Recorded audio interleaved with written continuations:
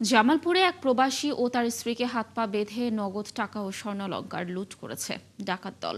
সোমবার গভীর রাতে জামালপুর পৌরসভার জঙ্গলপাড়া মিয়া বাড়িতে এই ডাকাতি হয়। ক্ষতিগ্রস্ত প্রবাসী সৈয়দ আব্দুল আল মাসুদ জানান, রাত 2টার দিকে ঘরের দরজা ভাঙার শব্দে তিনি জেগে ওঠেন। এরপরই ডাকাত দল তার ঘরে ঢুকে পড়ে। এক পর্যায়ে ডাকাতরা তাকে ও স্ত্রীকে বেঁধে ফেলে। পরে আলমারি খুলে নগদ 50,000 টাকা ও 10 ভরি স্বর্ণালংকার লুট করে নিয়ে যায়।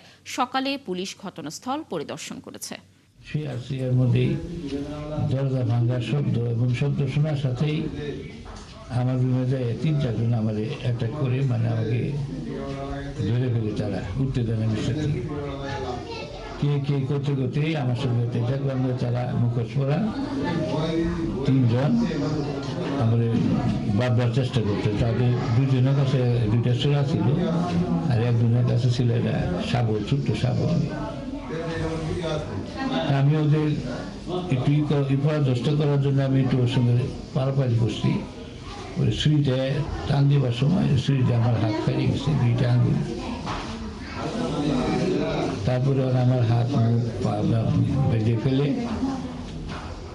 আমি বলছি, তো তোরা যা নিবার চাষ নিয়ে যা, আমার কষ্ট দিস না। এই কথা শুনে আর কি পরে আমার বেঁধে ফেলে পরে আপনি একটু যা ছিল ঘরে সব তছনছ করে নিয়ে গেছে। তারপরে আমার কাছে ওই যে একটা দাঁড়ায় ছিল, আমাকে পাড়া দিতেছে। ও আমাকে করলো কি বাইরে ফেলো, আমার মুখ বাঁধলো, হাত বাঁধলো, পা বাঁধলো, বাইজা আমার এমনি করে ধাক্কা এনে উপর করে শোয়া দিল খাটে। আমি বলছি যে দেখো বাবা, আমি